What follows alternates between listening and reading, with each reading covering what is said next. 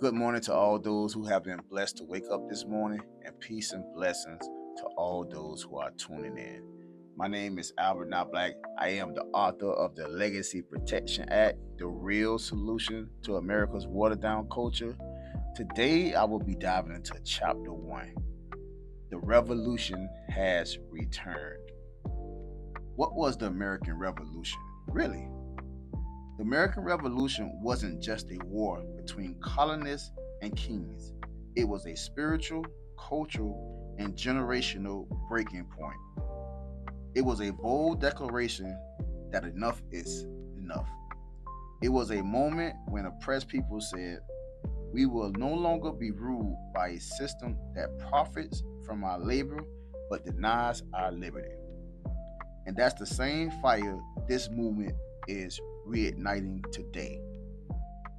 What it represented: rebellion against generational neglect, refusal to be exploited without representation, the power of collective unity against systemic power, the birth of a new nation rooted in purpose, freedom, and protection.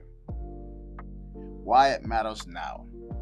Today, America faces another revolution, not with muskets and redcoats, but with policies, awareness, and legacy protection. Just like the colonists fought to secure political freedom, this movement is fighting to secure financial and generational freedom. The enemy isn't overseas anymore. It's in the form of absent planning, broken systems, families left unprotected, culture without foundation. We are declaring we will no longer allow our children to be born into bondage simply because their parents were unprepared and uninformed. The Legacy Protection Act is today's revolution. It is the modern day declaration of independence from poverty and preventable loss, the new constitution for cultural redemption, the call to arms for responsible parenthood, partnership, and protection. In 1776, they fought for liberty. In this generation, we fight for legacy. Protection is the new revolution. Protection is the new revolution. Constitutional foundation for national protection and the Legacy Protection Act. The U.S. Constitution gives the government not only the authority but the responsibility to make laws and take action in order to preserve the nation's well being, ensure justice, and promote generational welfare.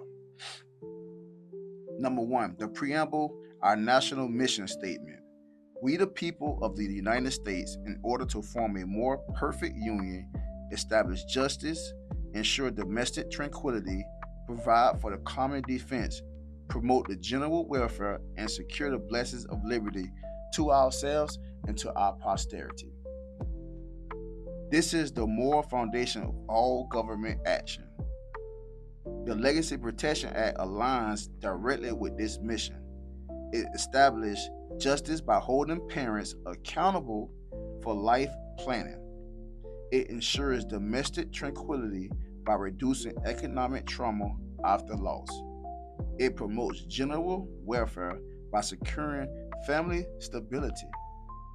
It secures liberty for our posterity by protecting children from preventable hardship. Number two, Article 1, Section 8, Congressional Power. The Congress shall have power to provide for the common defense and general welfare of the United States, and make all laws which shall be necessary and proper. This clause gives Congress full authority to pass laws like the Legacy Protection Act. Enact policies that strengthen the well being of American families, respond to rising economic insecurity and generational neglect. Number three, the 14th Amendment, Equal Protection Clause. No state shall deny to any person within its jurisdiction the equal protection of the laws. This supports the need for universal protections standards for every child and parent, regardless of income, background, or race. Policies that close the wealth protection gap across America. Quote, the true revolution isn't fought with muskets or flags. It's fought with wisdom, protection, and the will to prepare future generations before they arrive. That quote is from Albert Not Black. A prayer before we close out chapter 1. Prayer of awakening. God of vision and victory, awaken us from the sleep of survival into the courage of responsibility. Open our eyes to the harm that neglect has caused, and ignite within us a holy fire to protect, to provide, and to prepare. Let this chapter mark a turning point, not just in thought, but in action. May we no longer wait for a change, but be the change. Use this revolution not to destroy, but to rebuild, not to blame, but to bless.